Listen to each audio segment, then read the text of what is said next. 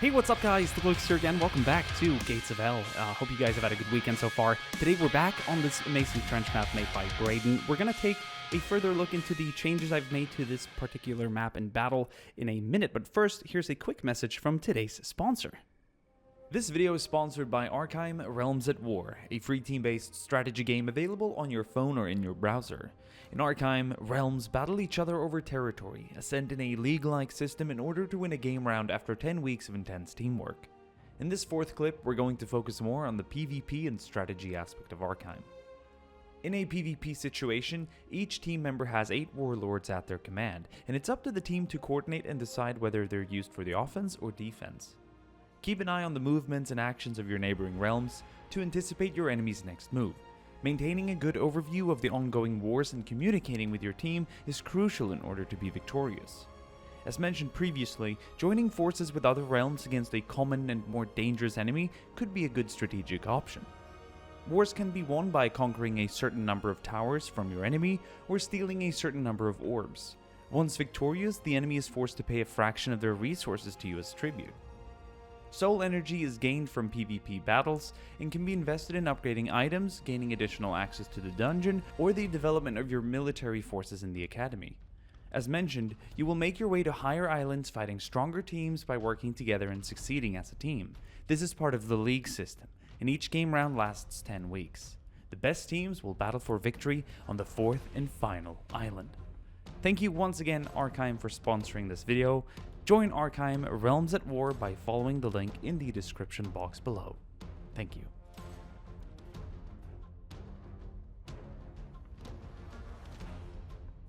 Alright, thank you very much for that, Arkham. I hope you guys who have played the game enjoy it. I do myself. Now, today we're doing a winter night battle on the very same trench map that we saw in the previous not the previous video, but the previous Gates of Hell battle. There are many new changes to the game. There are new Russian soldier models and new textures and a bunch of new updates in the massive new content update. I believe it's called the second update for Gates of Hell, so read more on that on the Steam page if you want to find out what's really different. But I have revamped this battle quite significantly. I've changed the attacking force, not to mention the map itself. Sorry about that. It is completely different. It is now in the winter period. It's not really a set date as we use some early war equipment and some late war equipment, but who knows, 42, 43. I'm not exactly sure, but anyway, I've taken your suggestions into account, and I've modified the defense to make it a slightly more thrilling battle. I've also highly modified the attacking German force to make it more fair and more balanced against the defenders. So here, to begin with, we have the 57mm Russian Sis-2, instead of going that heavy with the 76 too early on. The infantry remains the same. I've also changed all the obstructing objects on the map so that the tanks can now drive freely. I've tested it, and it doesn't really change the defensive, their defensive capacity or the protection of the guns all too much, actually. They seem to do fairly fine, or just about as fine as they did in the previous one. We've got new guns, bigger ones here. These are the 152 ML20 howitzer. Same goes with the mortars, they remain. And then back here, we have some more infantry in that line. And now the third and final line, I've actually thrown out the 85mm guns. I'm sorry for calling them 75 or 76. That's just me getting things mixed up. We now have some IS-2s with 122 mils here in the back. And they can aim up and they can rotate their turrets. So I think it's cool to have some tanks for the static weapons back here. We also have 2 Lend-Lease half-tracks with the 50 caliber Browning. So that's a new unit, part of the new update. And we've got some 120mm mortars, 4 of them back here, so that's going to be a lot of firepower downrange. And to make things a little more interesting as well, we're going to have some Sis-3s in the back, 76s, and then a bunch of infantry arriving as reinforcements throughout the battle to kind of try and push the Germans back. Now, the Germans have had a slight upgrade to their arsenal as well. I guess we'll see as we start. But it's been changed to be more efficient in a situation like this. And it's not too slow or too weak. It's kind of like balanced. So the Soviets have a better defense. And the Germans, I strongly believe, they have a slightly more fair but also improved attack. So, guys, without further ado, let's go ahead and get this one started. I'm going to go ahead and Disable the HUD again. Oh, and go. All right. And Brayden is hard at work on new Halo missions and maps and battles, and we'll probably see some more Gates of Hell too as well. I'm excited to see more of these trench-style battles in the future too. I'm just excited to see what he has in store for us and what I can find on the Steam Workshop for this game. Like new mods, new battles and maps and all kinds. Anyway, guys, here comes the German assault.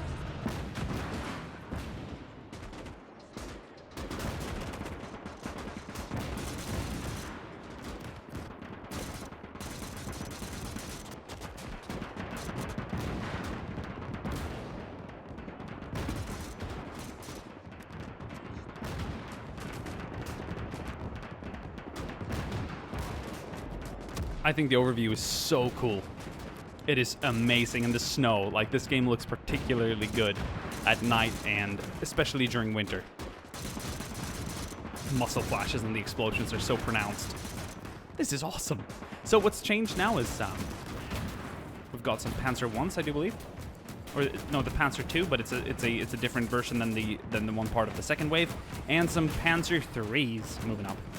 Because I do believe that the Panzer 1 was a machine gun vehicle. Or machine gun armed, rather. We've got the German infantry here in their winter gear. It's sort of like early winter, so the snow has recently fallen. Not all the trees are completely snowed in. You can still see some greenery here and there. Oh. So a lot of the German infantry here are using sort of like a makeshift winter camouflage, which is sort of like almost like an apron. Script-wise, I've changed it so that the infantry will continue the attack at all times. The infantry does not actually cease attacking at any time, which I think is quite cool.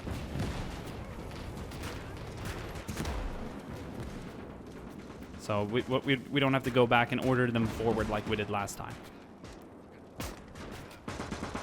Here's a look at some of the new Russian models. They have been improved with the gear and everything. It's a little bit more visible on the summer uniforms, but I think they look more upscale and more in tune with the German infantry. And this commissar in his brown coat is just really special. Oh, he's going at it with the... Is that a TT or a Nagant? I think that's a TT. Didn't sound like a revolver.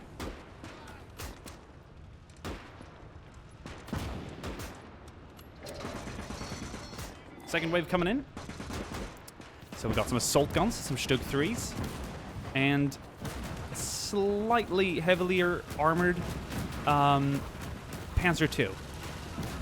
With increased armor, but I do believe the weaponry was a 2-centimeter gun, just like the previous one.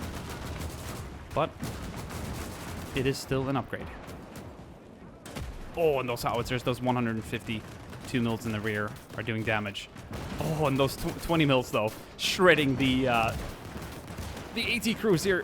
And I'm glad we're sort of getting to see this, because it looks awesome at night.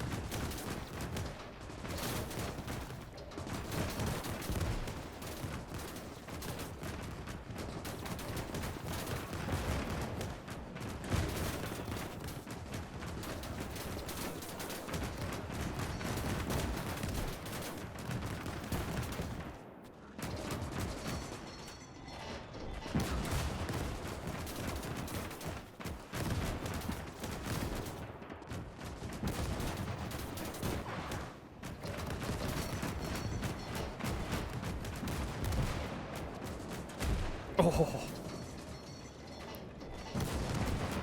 And in this video, we're not using the sound mod. I believe we were in the previous one, if I'm not too incorrect. So we kind of alternate, and it also depends if I remember to turn it on. They are different to some extent, but they're good in their own ways. This right side gun crew has been eliminated now. This battery is down, but the damage done to the armor is pretty insane so far. There's a few tanks part of the second wave that still remain. Left side battery's down as well. Now they're going to progress and move up. Looking very good, though, with the smoke and all the snow being churned up.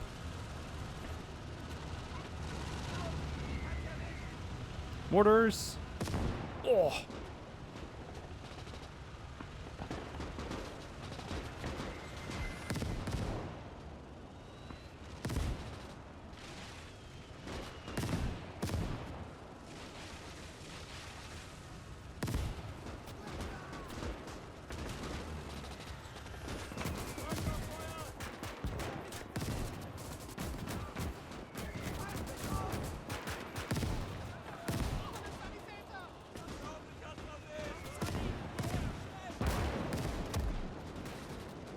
third wave has arrived. And a change here is that the third, fourth, and fifth wave does not have a second line of armor. It is just 5 tanks per round. So we're going to have 5 Panzer IVs, then we're going to have some Panzer Vs, and then some Panzer VIs. The Panther and Tiger. And we're not going to crowd the battlefield with tens of tanks, as they should. Should be a match for the Soviet defenses. I always aim for a situation in a setup where the defenders could win, the attackers could win. They at all times they can. In fact, I want it to be to a sense where, depending on, like, if I alternate and if I run the scenario 10 times, that there are several victories per side. That obviously comes with defeats too, but that's what my goal is when I make these types of battles.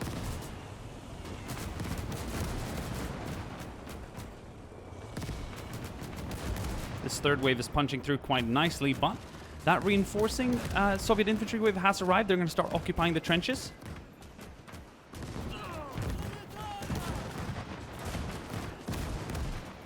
Artillery's landing close. We got infantry behind the trench. Now they're opening up. Oh, the Commissar's dead instantly. Hit by a 20 mil.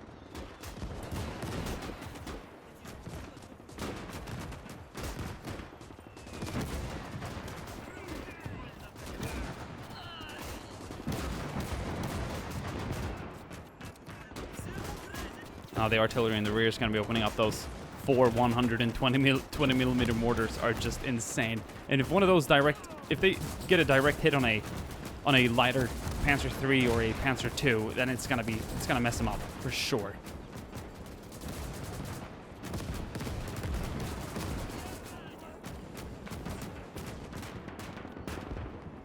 Fourth wave has not been triggered yet. Oh.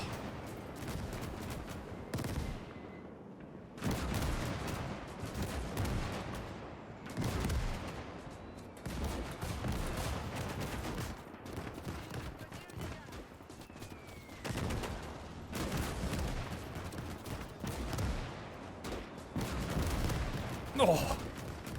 This is what we love to see, guys.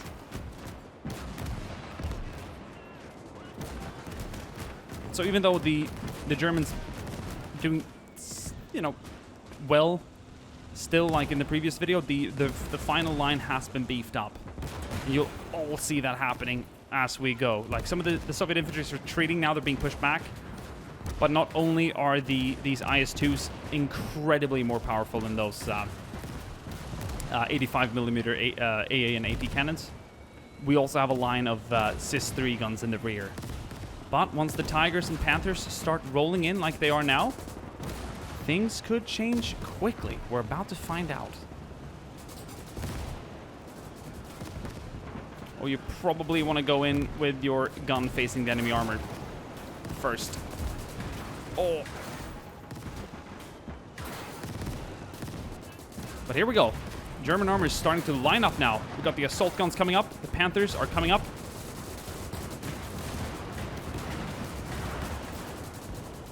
Oh, this is insane, guys. Oh.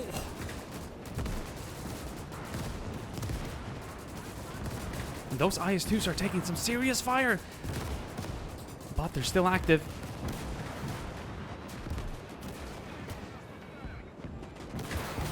Oh! Goodbye, gunner.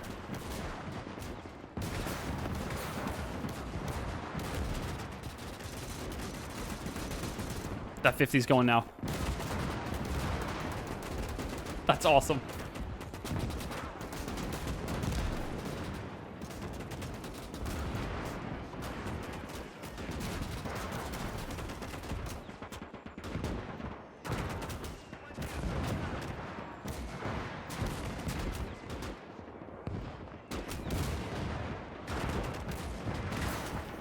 Oh, that 20 mil in the rear there, just finishing off some Soviet infantry nearby.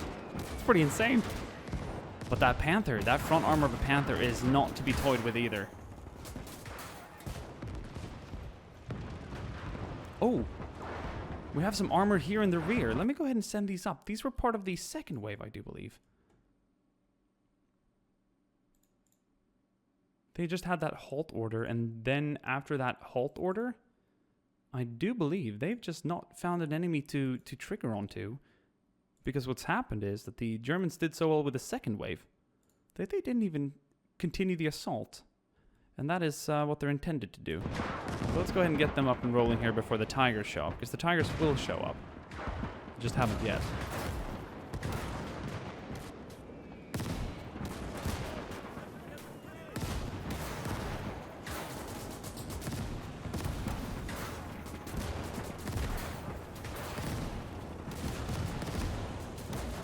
Oh, it's like a small battery of Stugs here.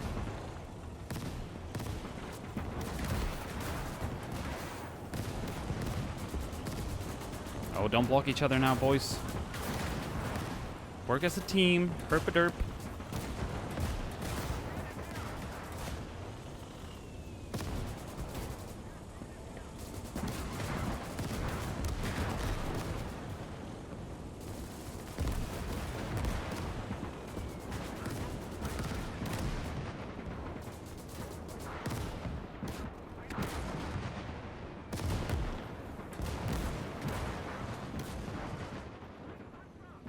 Here come the Tigers.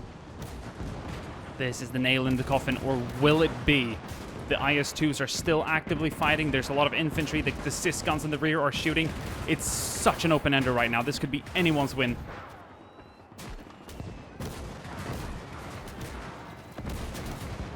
Oh, look at that shell bounce.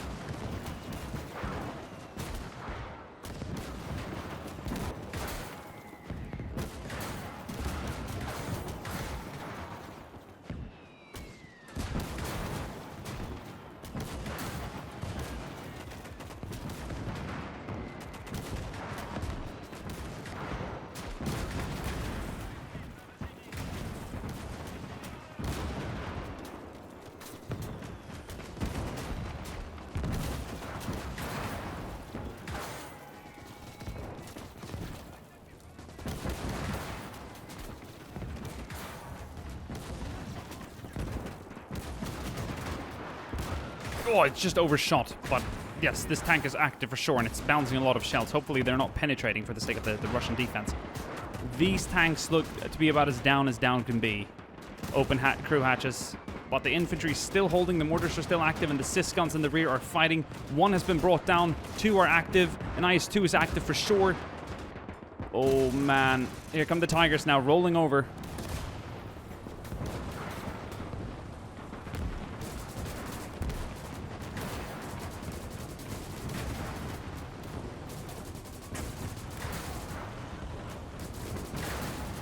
I haven't seen this scenario through, because I want it to be kind of interesting for me.